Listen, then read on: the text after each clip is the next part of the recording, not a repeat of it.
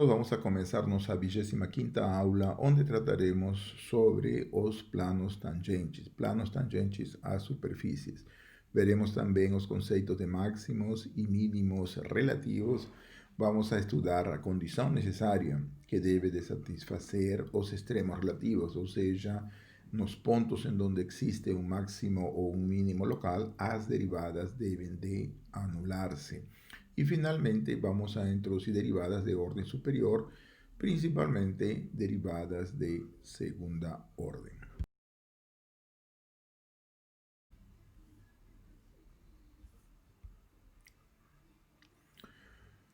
Muito bem, vamos a começar então lembrando o que nós fizemos na aula anterior.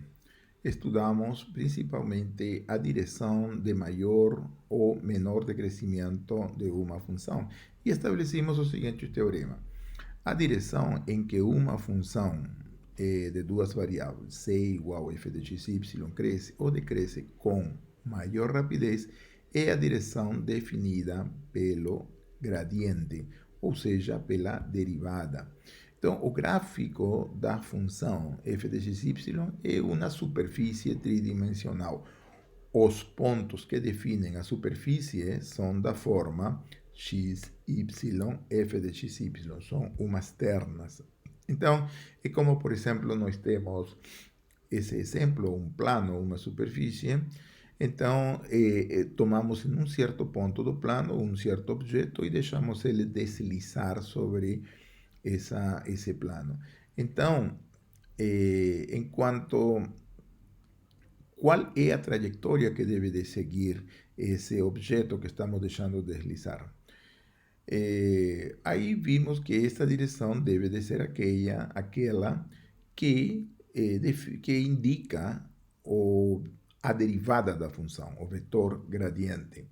Mas observemos de que, apesar de que temos uma superfície de três variáveis, não?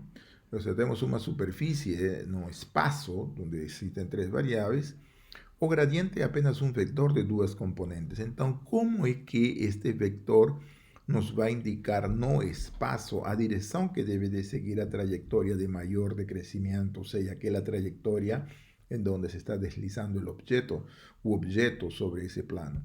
Então, a direção que indica o gradiente é como se fosse uma bússola. Uma bússola, por exemplo, que está situada no plano x, y. Então, o gradiente, que seria a derivada da função, ela é um vetor que está situada no plano x, y e que está indicando a trajetória dentro do plano x, y que deve de seguir o objeto que se desliza sobre o plano. E aí, então, nossa bússola funciona exatamente dentro do plano x, y, indicando como é a direção em donde existe o maior ou o menor decrescimento. Porque lembremos de que a bola vai se deslizar exatamente pela forma, seguindo a trajetória de maior decrescimento da função. Muito bem, também vimos as curvas de nível. As curvas de nível são as interseções de planos que são paralelos ao plano XY com a curva. Então, nós temos uma superfície qualquer aí, uma superfície, digamos, dessa forma, e começamos a cortar com planos horizontais. Por exemplo, o plano Z igual a 1, Z igual a 2, Z igual a 3, Z igual a 4. E essas interseções me vão a definir curvas, que é a interseção do plano com a superfície, e essas curvas vão a ser curvas de nível. Não? Então, para cada plano C igual a K variando los números enteros, vamos a ter uma correspondiente curva. E a forma de observar estas curvas nos indicam basicamente como é que vai evoluindo a superfície em uma perspectiva no plano X, Y. Muito bem, aqui também vimos algum exemplo na aula passada de como é que estas líneas, estas curvas de nível se aplicam a los objetos. Por exemplo, tomemos um pontinho aqui sobre esta superfície e queremos ver qual deve de ser a trajetória que deve de seguir este pontinho quando se desliza sobre a superfície. Então, para isto, por exemplo, tomamos as curvas de nível da superfície para observar isto no plano. E aí ubicamos esse ponto que nós temos colocado na superfície sobre as curvas de nível. Então, observemos de que as curvas de nível e o vector gradiente sempre formam, ou seja, se juntam ortogonalmente. E então isso quer dizer de que o corpo vai se deslizar seguindo a direção do gradiente, que é ortogonal à curva do nível. Então, por exemplo, seguimos ortogonalmente essa trajetória a partir do ponto e continuamos assim ortogonalmente em cada uma das curvas de nível e aí nós definimos basicamente a trajetória que está seguindo esse objeto ao deslizar-se sobre a superfície.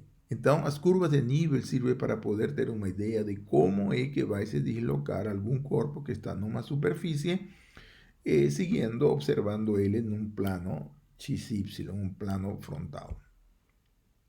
Muito bem, nesta aula vamos a tratar principalmente sobre o plano tangente. O plano tangente, para poder definir esta noção de plano tangente, vamos a utilizar a derivada e o vetor normal a uma superfície. Vamos a ver como que estas duas coisas se encaixam. Vamos a aplicar isto para poder obter máximos e mínimos locais das funções de duas variáveis. Portanto, vamos a estudar os extremos locais e também globais. Vamos a ver qual é a condição necessária que devem de satisfazer os extremos locais, não? E que, assim como no caso unidimensional, esta condição necessária é que a derivada se anule. Observe que no caso de duas variáveis, por derivada, estamos entendendo un vector cuya primera componente es a derivada parcial con relación a x y a segunda con relación a y. Vamos también a dar inicio ao estudo das derivadas de segunda orden. Observe a palabra derivada.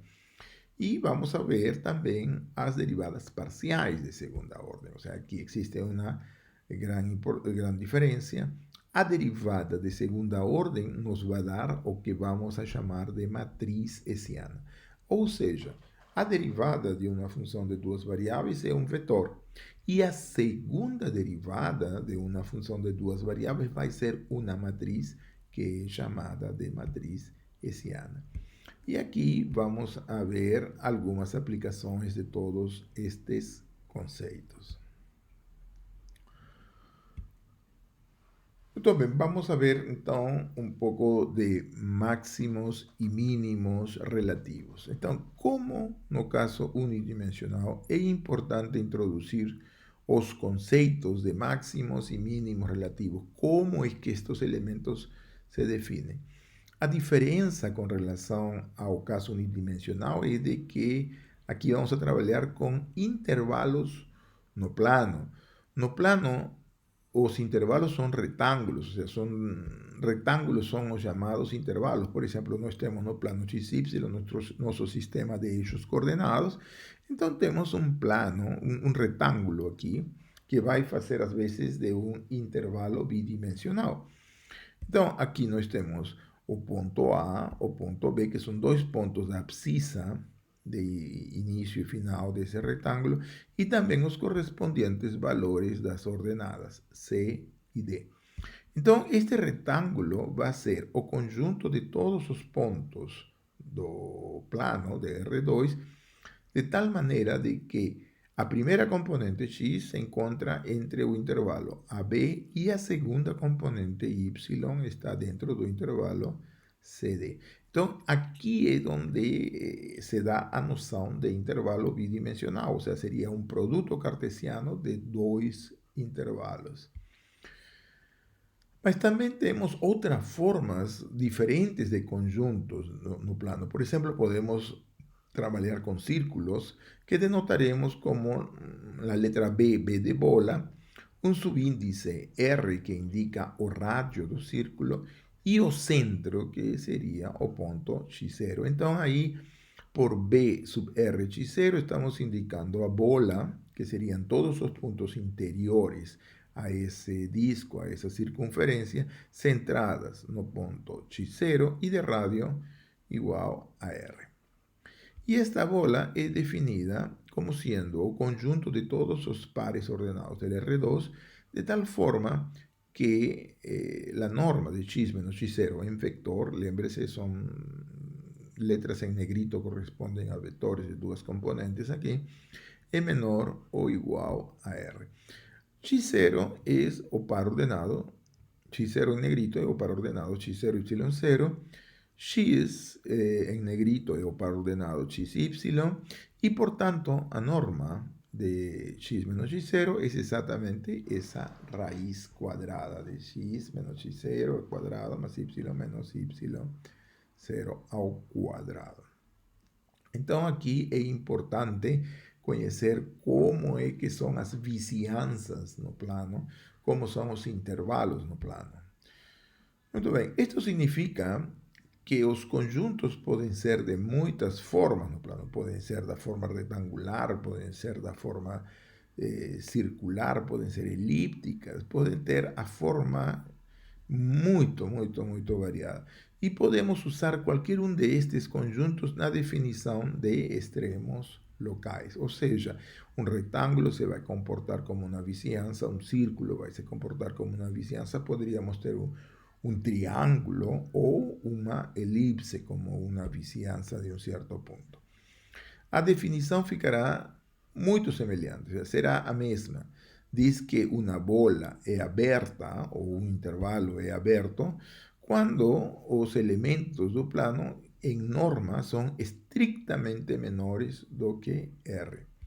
O retângulo será aberto quando os valores x e y que pertencem ao retângulo estão entre intervalos abertos, x entre A e B, ¿no? Y entre C y D, estrictamente menores y mayores, ¿no? Muito bem. Vamos a considerar o gráfico de uma função f de duas variáveis. Então, é um gráfico tridimensional e o gráfico desta função vai ser uma superfície. Uma superfície que pode ser da forma que estamos colocando aí. Muito bem. Aqui vamos a tomar, por exemplo, um pontinho, ¿no? Um ponto aí, e outro ponto, por exemplo, para identificar um ponto de mínimo local, e finalmente outro pontinho aí, que seria um pontinho de outro máximo local. Muito bem, então, em esses pontos que nós estamos marcando, vamos a colocar uma vizinhança. Um círculo, por exemplo, centrado no ponto x0, outro centrado no ponto x2 e outro centrado no ponto x1. Ou seja, temos três extremos, dois máximos locais e um mínimo local. E em cada um destes pontos vamos a tomar uma vizinhança que tem centro x0, x1 e x2, respectivamente. Então, o primeiro ponto, o ponto mais alto, vai ser um ponto de máximo global. Por que máximo global? Porque acima deste ponto já não há pontos da superfície. O sea, esse é o ponto que está mais em cima de todo o gráfico, portanto, ele vai ser o máximo global. O mínimo que nós vemos aí também vai ser o mínimo global. Por que este mínimo x1 é um mínimo global? Porque embaixo de x1 já não temos mais gráficos. Porém, no ponto x2 temos um ponto de máximo local. E este máximo local é por quê? Porque se nós nos restringimos apenas aos pontos que pertencem a esse círculo de centro x2, então esse ponto x2 vai ser o ponto de máximo. Mas fora desse círculo já não é necessariamente, porque aí temos o ponto x0, que é maior. Mas dentro de um certo círculo, esse ponto é um ponto de máximo local. Portanto, podemos afirmar, por exemplo, no caso do ponto x2, x2 será de máximo local de uma função f de duas variáveis quando exista uma vizinhança do ponto x2, onde se verifica a desigualdade, que f de x é menor ou igual que f de x2 para todo elemento x que pertence à bola radio R e centrada no ponto x2. Aqui x2 está representado por las coordenadas x sub 2, y sub 2 e o ponto x em negrito é o par ordenado x y. Desta forma, nós temos a seguinte definição. Definiremos aqui o máximo global e o máximo local de uma função. O ponto x0 é de máximo global de uma função f definida num retângulo contínuo no R2 se f de x é menor ou igual que f de x0 para todo elemento x que pertence ao domínio da função f. Ou seja, ele é válido para todos os pontos em onde a f está definida. Em cambio, x0 é ponto de máximo local, não, de f se existe uma vizinhança, se existe um R positivo tal que f de x é menor ou igual que f de x0 para todo elemento da bola que está contida no domínio. Ou seja, a bola pode ser muito pequena e estar contida no domínio, e para essa bola pequena vale essa desigualdade. Isso é a diferença entre o máximo local. Máximo local somente vale sobre um subconjunto. Máximo global vale para todos os pontos onde a função está definida. Analogamente, temos a definição de mínimos. Diremos que um ponto x0 é de mínimo global da função f se se verifica de que f de x é maior ou igual que f de x0 para todo elemento x do domínio da função f. Diremos que x0 é um ponto de mínimo local de f se existe uma vizinhança, se existe um R de tal forma de que f de x é maior ou igual que f de x0 para todo elemento x dessa vizinhança, b sub R de x0, que está estritamente contida no domínio da função R. Então, novamente, a diferença entre mínimo local e mínimo global é de que mínimo local está definida apenas em uma vizinhança, em um subconjunto estritamente contido no domínio. E o mínimo global está definido para todo elemento que pertence ao domínio da função. Muito bem, agora estamos em condições de introduzir nossa condição necessária de extremos locais. Veja só, aqui nós temos, por exemplo, nosso ponto x0, onde temos um máximo global, x1, onde temos um mínimo local, e x2, onde temos um máximo local. Então, aqui em x0 temos um plano tangente. Esse plano tangente em x0 é um plano horizontal, paralelo ao plano xy do sistema de eixos coordenados. No ponto x2 também temos, assim, no ponto x2, que é um ponto de máximo local, também temos novamente nesse ponto um plano horizontal, um plano que é paralelo ao plano xy e analogamente no ponto x1. Então, os planos tangentes são todos planos horizontais, paralelos ao plano xy. As normais são paralelas, portanto, ao vetor 0,0,1, ou seja, um vetor paralelo ao eixo das cotas. A normal do plano sabemos que é dada por o vetor, cuja primeira componente é a derivada de f com relação a x, a segunda é a derivada de f com relação a y, e a terceira componente é menos 1. Isto significa que nos pontos onde a função tem extremos, a derivada da função deve de anular-se. Por quê? Porque a normal dos planos tangentes nesses pontos são paralelos ao vetor 0,0,1. Então, isso significa que as derivadas parciais com relação a x e com relação a y, as duas primeiras componentes, devem de ser nulas, devem de anular-se. Portanto, temos esta relação, que a derivada de f com relação a x no ponto x0, y0 é igual à derivada parcial de f com relação a y no ponto x0, y0, e esta deve anular-se. Muito bem, antes de continuar, vamos a fazer um pequeno parênteses para lembrar a área de um triângulo. A área de um triângulo, todo mundo sabe, é igual ao produto de sua base pela altura. Vamos a tratar aqui sobre triângulos isósceles, onde os dois lados iguais estão sendo chamados de R. Observe que quando traçamos a altura, que sale do vértice onde estão os dois lados iguais, esa altura coincide con la bisectriz y con la mediana. Por tanto, ela corta ao lado oposto em dois segmentos iguais e o ângulo é igual, são iguais para cada um dos lados.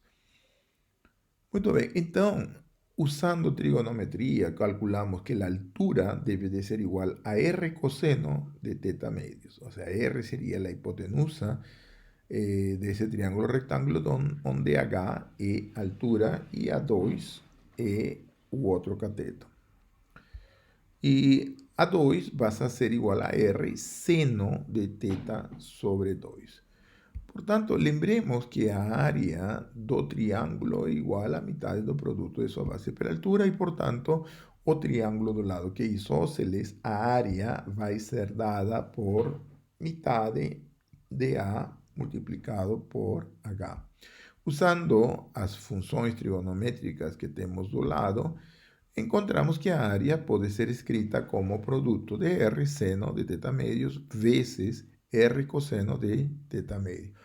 Fazendo produtos a R ao quadrado, seno de θ medios, cosseno de θ medios, e usando as fórmulas do arco dobro, encontramos que esta expressão pode ser escrita como a metade de R ao quadrado seno de θ.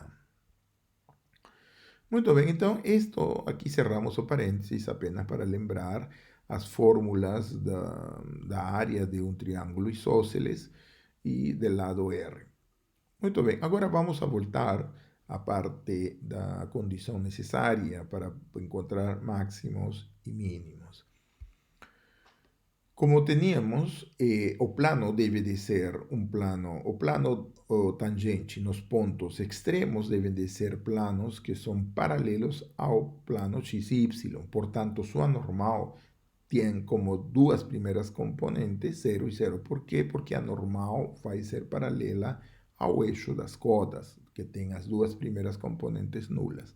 Portanto, um ponto onde se anula, onde temos um máximo ou mínimo local, deve de ter um plano tangente que é paralelo ao plano XY e, portanto, o vetor normal deve de ter as duas primeiras componentes nulas. E isso significa de que se eu tenho uma função de duas variáveis diferenciáveis, e se x0 é um ponto de extremo local, necessariamente a derivada da função nesse ponto x0 deve de ser 0 para poder obter, assim, o plano tangente paralelo ao plano xy. Muito bem, vamos a utilizar esta, ou seja, a derivada nula que nos fornece um cálculo para poder chegar aos pontos extremos locais da função. Vamos a ver algunos ejercicios. En este ejercicio nos dice lo siguiente: mostre que de todos los triángulos inscritos en un círculo de radio R, o triángulo equilátero es aquel que fecha a mayor área. Muito bem, vamos a fixar aqui o radio en R. O sea, vamos a tomar un círculo de radio R. Y en ese círculo de radio R vamos a inscribir un triángulo que vamos a colocar de vértices A, B y C. Muito bem, então este triângulo vamos a ubicarlo y vamos a identificar o centro de ese círculo y a partir del centro vamos a lanzar unas rectas que van a unir los vértices de esos triángulos. Observe que como esas rectas partem do centro e chegam ao círculo, essa reta vai ser igual, todas elas vão ser iguais e vão ser iguais a R.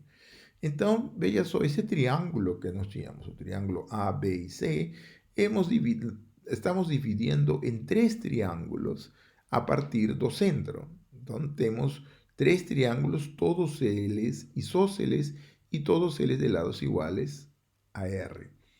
Observemos também o ângulo. O ângulo, nós temos um ângulo alfa, um ângulo beta e um ângulo gama. Si esos tres ángulos son diferentes, eso significa que o triángulo ABC es un triángulo escaleno, o sea, de tres lados diferentes. Si esos tres ángulos, alfa, beta y gamma, son iguales, entonces el triángulo corresponde a un triángulo equilátero. A área de um triângulo ABC é igual à soma das áreas dos três triângulos. A área do triângulo ABC é igual à soma das áreas dos três triângulos internos.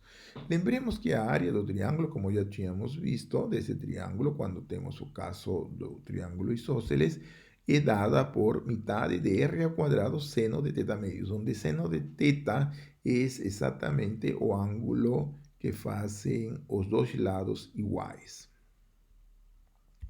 Portanto, a área total do triângulo, sumando cada uma das parcelas desses três triângulos que temos aí, vai ser igual a r ao quadrado partido em 2, multiplicando a soma do seno de alfa mais o seno de beta mais o seno de gama. Essa vai ser a área do triângulo em termos desses três ângulos e o que queremos é encontrar a maior área possível. Vamos a maximizar essa função A que depende de alfa, beta e gama. Muito bem, mas alfa, beta e gama tem uma restrição. Qual é essa? Que a soma de alfa com beta e gama deve de ser igual a 2π, porque ela forma um círculo. Muito bem, então vamos aplicar isto e substituir gama pela diferença de 2π menos alfa mais beta. E assim encontramos que a área pode ser escrita em termos de alfa e de beta dessa forma, r ao quadrado partido por 2, multiplicando a soma de seno de alfa mais seno de beta menos seno de alfa mais beta. Muito bem, então nosso propósito é encontrar a maior área possível. Então, qual vai ser nosso procedimento? Vamos a derivar essa área em termos dos ângulos e vamos igualar a zero. Então, derivando e igualando a zero, encontramos que a derivada de A com relação a alfa deve ser igual à derivada de A com relação a beta e esta deve de ser zero. Assim encontramos de que a derivada de A com relação a alfa passa a ser igual a r ao quadrado partido por 2 vezes derivada do seno, que é o cosseno, menos cosseno de alfa mais beta. Observe de que como estamos derivando com relação a alfa, beta é constante, portanto, esse valor, ao momento de derivarlo, vai dar zero. Análogamente, tomamos a derivada da área com relação a beta e obtemos r quadrado partido por 2, a derivada do seno e cosseno, menos cosseno de alfa mais beta, e isso também deve ser igual a zero. Então, agora já temos as duas derivadas igualadas a zero. Nosso próximo passo é ver quais são esses valores de alfa e de beta que verificam esse sistema que acabamos de encontrar. Então, de aí, da primeira derivada com relação a alfa igual a zero, encontramos que cosseno de alfa menos cosseno de alfa mais beta deve de ser igual a zero. Correto? Da segunda derivada parcial com relação a beta igual a zero, encontramos que cosseno de beta menos cosseno de alfa mais beta deve de anular-se. Então, aqui, se nós restamos estas duas equações, vamos a encontrar que o cosseno de beta deve ser igual ao cosseno de alfa. E isto nos implica que beta deve ser igual a alfa. Muito bem, então substituímos em qualquer uma dessas duas equações y encontramos a relação de que cosseno de alfa menos cosseno de alfa más beta deve ser igual a cosseno de alfa menos cosseno de 2 vezes alfa igual a zero. Então, aqui, nesta última equação, vamos a utilizar as fórmulas de arco dobro. Vamos a utilizar as fórmulas de arco dobro, ou seja, vamos a expressar o cosseno de 2 alfa em termos do cosseno de alfa. Então, desta maneira, encontramos assim. O cosseno de 2 alfa é 2 cosseno quadrado de alfa menos 1. Multiplicado por menos nos dá essa expressão e, portanto, a última equação que nós tínhamos aí se transforma em cosseno de alfa menos 2 cosseno quadrado de alfa mais 1 igual a zero. Ordenamos aqui os dados e obtemos que o cosseno deve de verificar essa equação de segundo grau. Observe, o cosseno é nossa incógnita e temos uma equação de segundo grau, cosseno quadrado de alfa menos cosseno de alfa menos 1 deve de ser igual a zero. Então, aqui está nosso gráfico, aí estamos já identificando, alfa deve de ser igual a beta, e, portanto, vamos a calcular as raízes, quanto vale o cosseno de alfa. Muito bem, então, utilizando as fórmulas do polinômio de segundo grau, encontramos que o cosseno de alfa se escreve como 1 mais menos raiz quadrada de 1 mais 8 partido por 4. E isso nos dá doble sinal mais menos 1 meio. Muito bem, uma dessas duas raízes não é válida. Vamos a verificar qual delas é aquela que não faz sentido para nosso problema. Suponhamos que o cosseno de alfa seja igual a 1 meio. Se o cosseno de alfa vale 1 meio, então alfa deve de ser igual a pi tercios.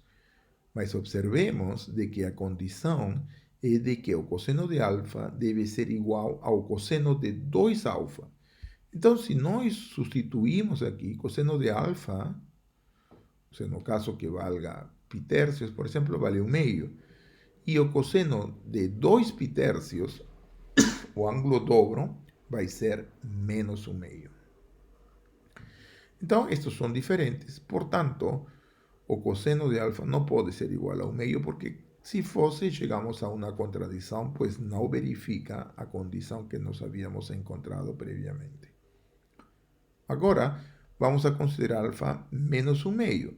Se cosseno de alfa é igual a menos 1 meio, alfa deve de ser igual a 2 pi tercios.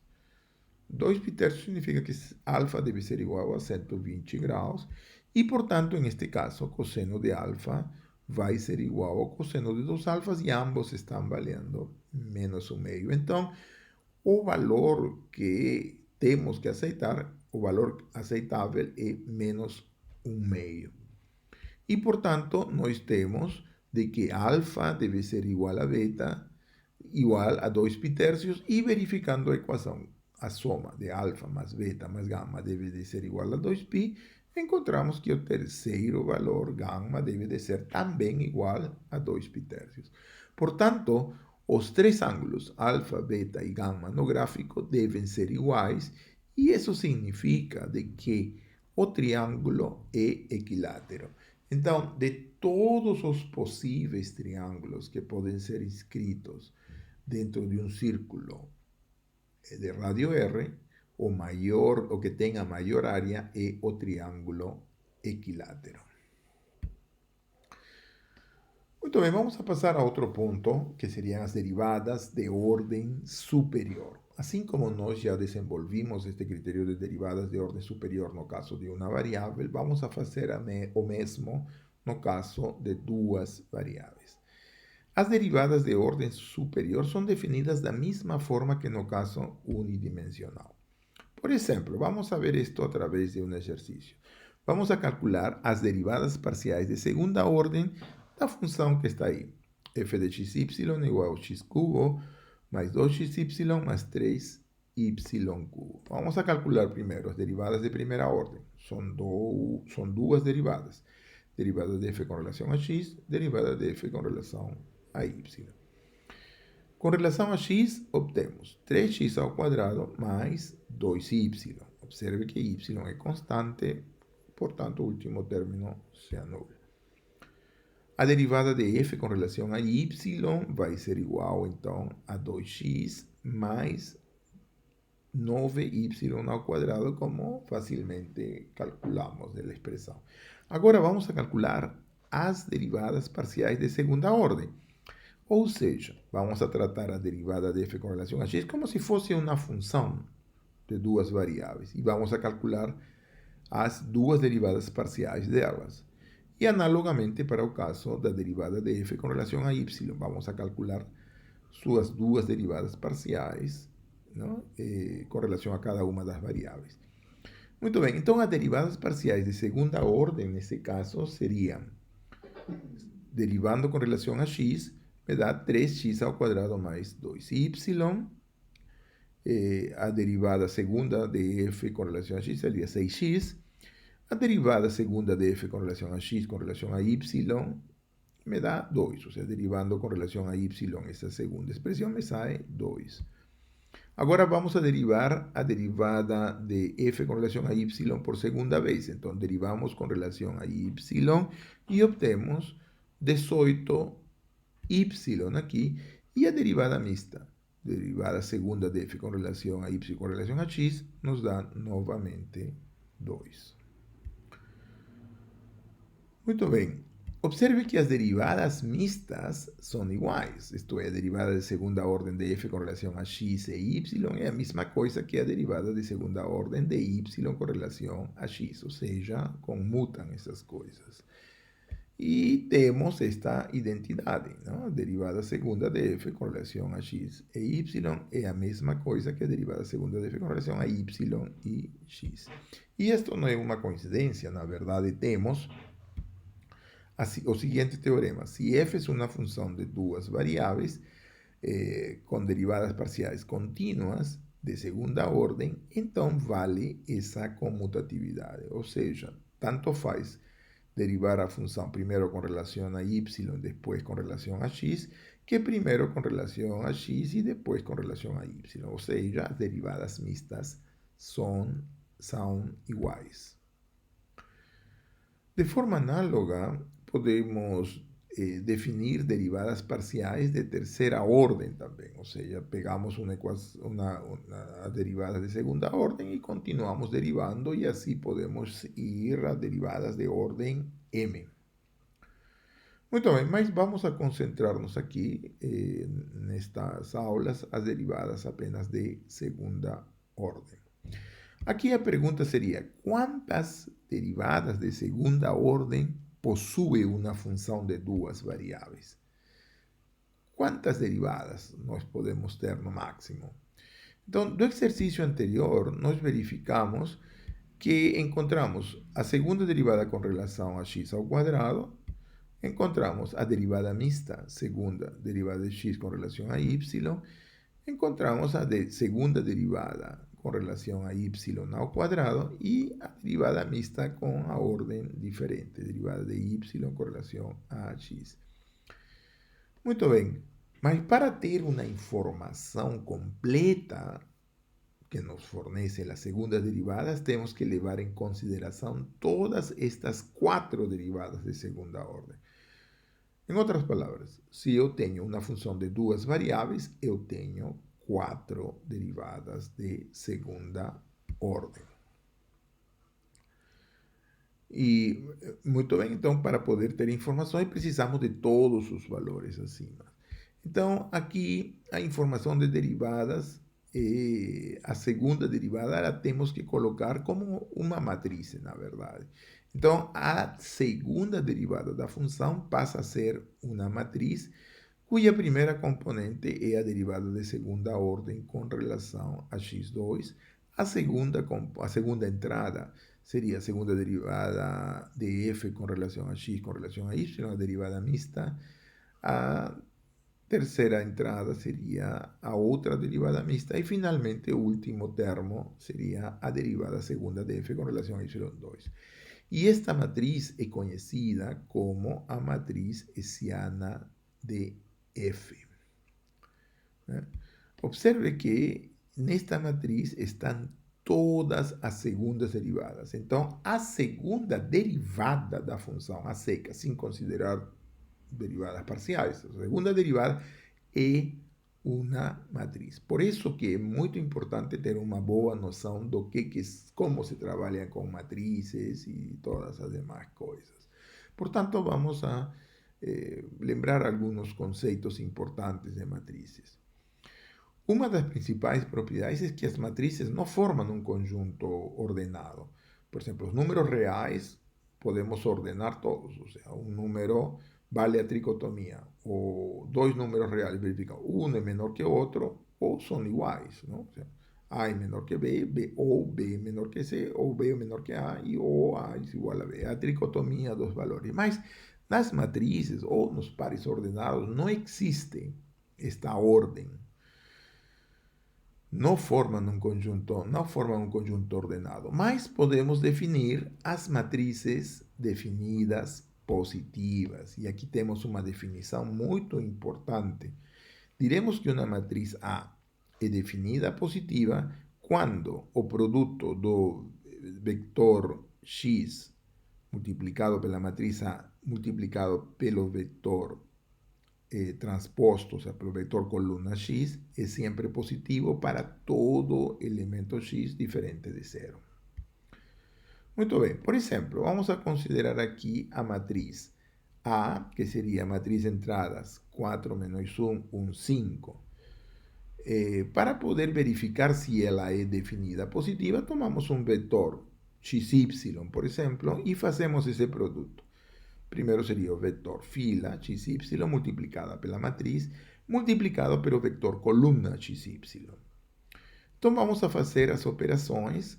Então, multiplicando a matriz pelo vector coluna, obtemos este vector coluna 4x menos y e x mais 5y. Finalmente, vamos a multiplicar estas duas matrizes e obtemos 4x ao quadrado mais 5y ao quadrado. Então, este valor nos diz que a matriz A, que acabamos de definir aí, é definida positiva. Um aspecto importante é de que a definição de definida positiva não depende do sinal das entradas da matriz. Por exemplo, nessa matriz A que acabamos de definir, temos uma entrada negativa.